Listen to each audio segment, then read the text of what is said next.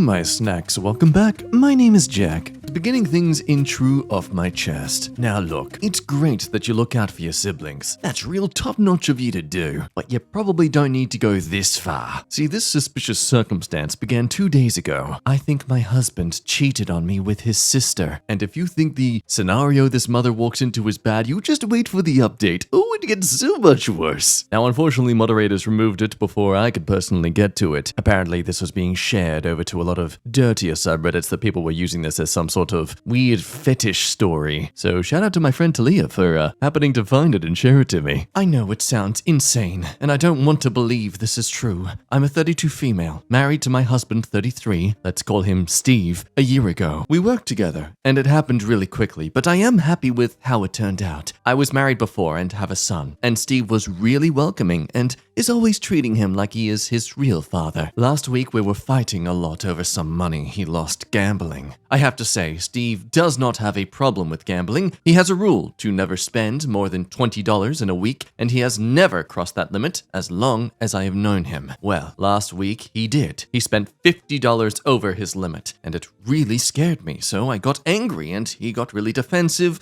I got an opportunity for a work trip, so I took it. Figured we both needed some space after those arguments. So I left and finished my work earlier, so I went back early. I wanted to see Steve and my son. I didn't tell him that I am coming back. I don't know why. Maybe I am crazy, but I just didn't. I traveled all night and got home early this morning when Steve is usually at work, so I didn't expect to see him home, and, well, I didn't. Instead, I saw his sister completely naked in our bed sleeping. I was shocked. We texted a lot during my trip. He didn't once mention his sister coming over. It's also obvious he slept himself in that bed since the living room was clean. No blankets or pillows, and I saw his dirty socks next to the bed. I just left the room and sat on the couch in shock for like half an hour. When she finally woke up, she was weird and awkwardly happy to see me, even though we only met once before, on our wedding. She told me her car had some hiccups and was nearby, so Steve invited her to stay over until he tries to fix it. Note, needless to say, Steve doesn't know jack schmidt about cars. And she quickly packed her things and left.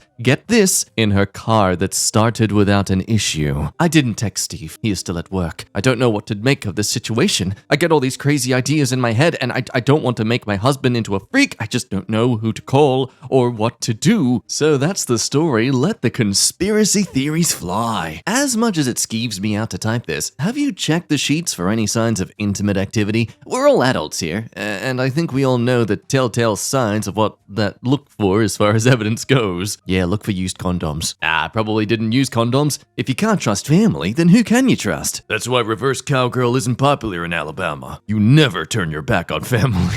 Why go down the street when you can go down the hall? Oh god, they get worse. Incest is best. Put your sister to the test. If she doesn't do the job, then let your grandma do the rest. Okay, getting to the actual theories though, because I'm sure you have questions yourself. A comment suggests, hey, why don't you just ask him what she was doing there? You know, don't make any accusations outright. To which someone, I'm sure you yourself are asking, are you sure she's actually his sister? Oh, exactly. Married and only met her once before? It's dodgy. Oh my god, he invited his mistress to his wedding and introduced her as his sister. How creepy is that? And they were roommates. Oh my god, they were roommates. And so that becomes the major theory. She's somebody else's sister, definitely not his.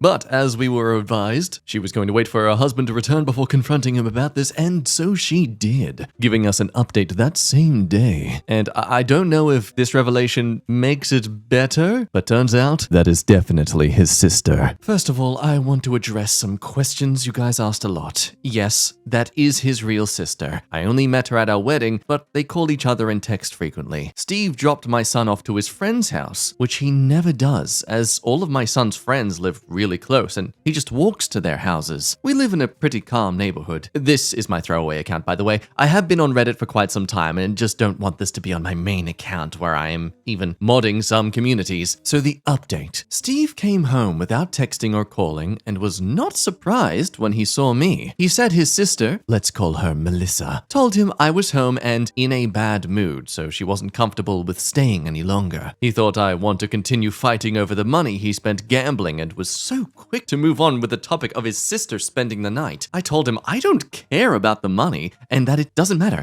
I don't want to fight anymore. We hugged and both apologized for our behavior. We quickly moved on and talked about my trip. I know I should have said something, but I didn't. We were both happy to forget about our fights and just be together. Then we went to pick up my son, which was pretty close, and he wanted to get some ice cream afterwards. My son was so happy to see me home early as he was with his father for the last 2 weeks, and we barely saw each other. When Steve was out of the car, I asked my son what were him and Steve doing last night before he drove him to his friends. He said he was playing video games, and Steve was hanging out with Melissa and some friend. I asked him who that friend was, and he said he didn't know her. It was another woman in my home, all while Steve and I were texting, and he said nothing about having anyone over. I asked my son what were they doing, and he noticed I was upset, so he assured me that they were just in a living room talking. I changed the subject, and when Steve came back, we went home. My son went into his room, and while Steve was on his phone, I just asked him, "Hey, my son told me you had friends over with Melissa last night." He said, "Yeah, Melissa was with her friend when her car stopped working, so they both went in for a drink." Then I asked him, "How does you fixing Melissa's car turn into her staying the night? Where was her friend? Did she also sleep there?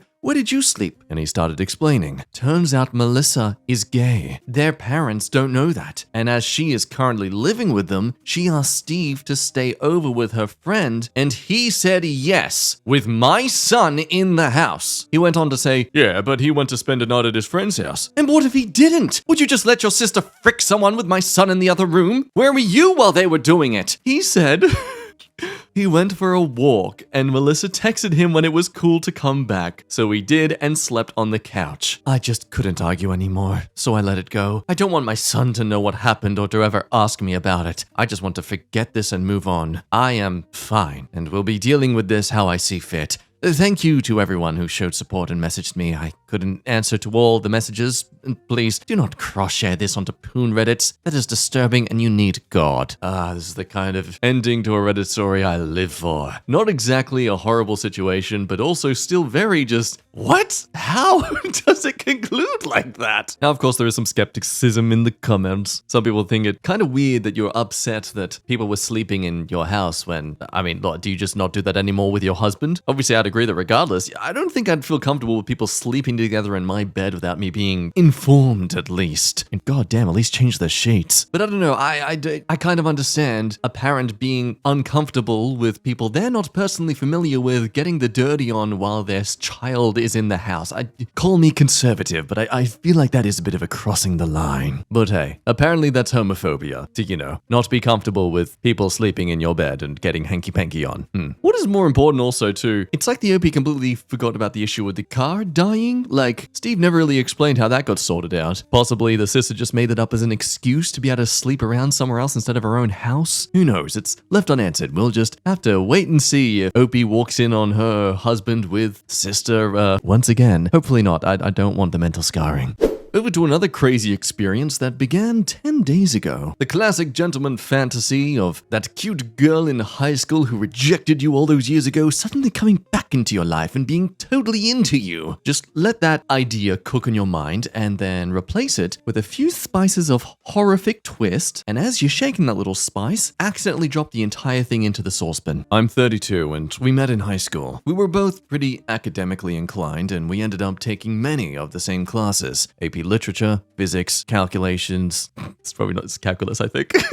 Don't at me. I pursued the performing arts and entertainment for a reason, okay? I don't know this stuff. So we ended up taking many of the same courses together, which led us to be friends. After a while, I had a pretty serious romantic interest to her, but she was fairly clear she wasn't interested when I discussed it with her. I completely respected her boundaries, and we remained friends until we gradually lost contact in college. Now, her taste in partners was always never particularly good in a traditional sense. One of her boyfriends in high school had absent parents and would crush ironically throw parties to sell drugs there. Another guy just basically skipped classes routinely and would bully other kids. Now, she ended up getting into the University of Maryland and on track to attend medical school after. I ended up majoring in physics and ultimately getting a master's in data science and now working as a software engineer. I later learned that she ended up pregnant to a college athlete and dropped out of college entirely. From what I gathered, he ended up failing to make a career out of his collegiate experience and ended up as a high school coach. They got married and had another kid and ended up divorced a couple of years later. She then had another kid after her marriage to a boyfriend and now works as a nurse's assistant. Now, I know what you're thinking. God damn, this man sounds like an incel. But would you believe it? This man's actually going to be the victim in this story. Well, I mean, sort of. We'll read on. Now, we recently reconnected at a party with mutual high school friends and decided to stay in contact as friends. I thought that's all she wanted out of this, but after texting tonight, she informed me that she had always been interested in me and wants to date. Given how she dismissed me earlier, I found this hard to believe. It's easy to notice that she's now a single mom of 3 with a low-paying job. She also knows I'm doing well and knows what I do for a living. She saw my house by the water with a boat. It feels like she wants me only because she has crippling responsibilities now and thinks so little of me that she doesn't think I deserve to be with someone who genuinely loves me and not for my things.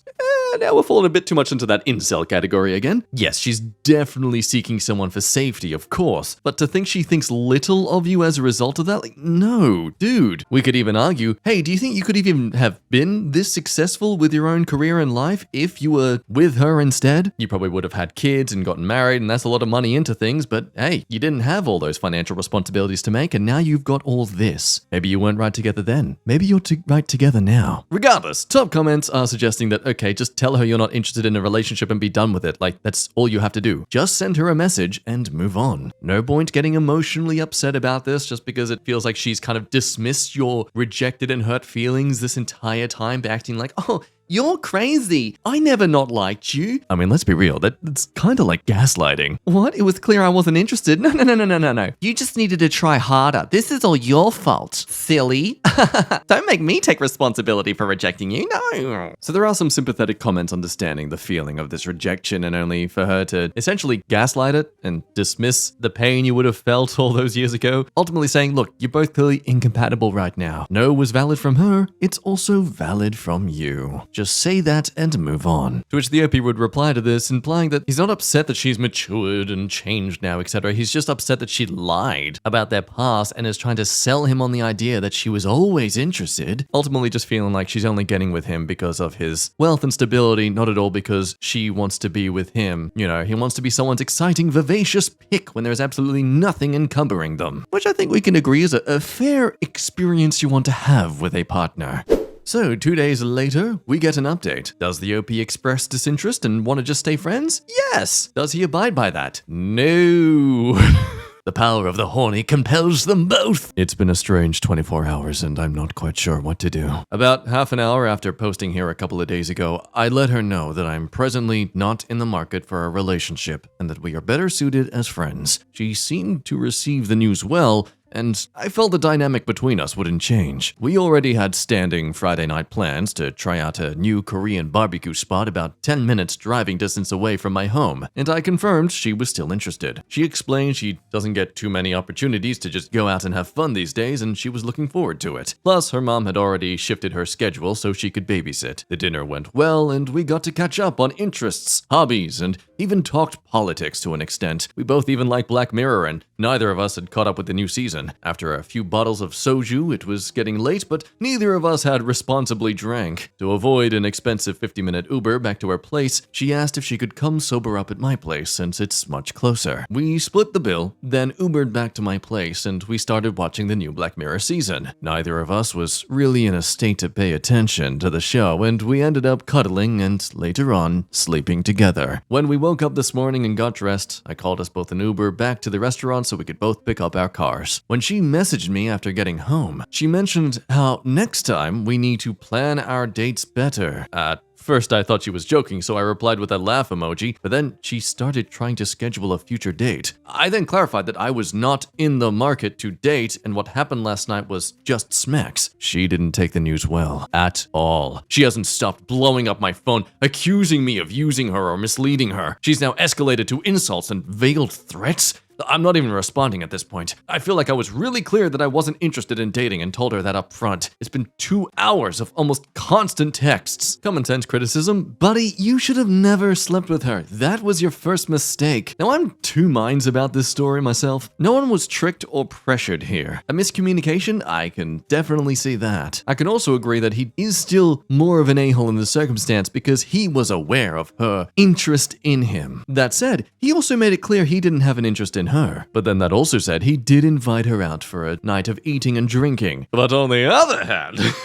If someone rejects you from dating and then says they want to just be friends and then invites you to hang out with them for one night in a social space, like, you shouldn't just immediately assume that was them suddenly flipping their mind and saying, hey, you know what, I actually do want to date you. Like, he didn't outright say that. Now, some comments say you did kind of send a double message by sleeping with her. It really doesn't help in her case, at least this is allegedly because it's from the OP. And for all we know, this is just him trying to create some more defense for himself. Fortunately, I had the presence of mind to use a condom. She wasn't keen on the idea, but I insisted. To be fair, this is in response to a lot of the comments kind of calling him out for being an a-hole for sleeping with her regardless of saying he wasn't interested.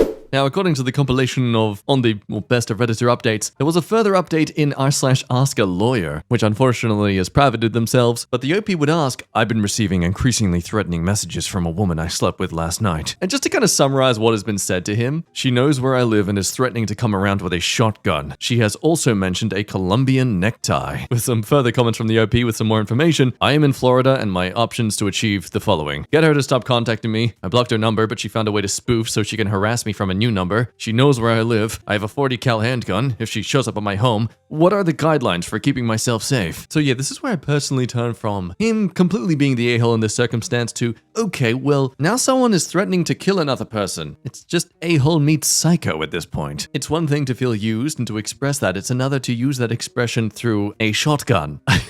Am I wrong to think that? I don't know. Let me know what you think. I don't want my male bias to be too influential here.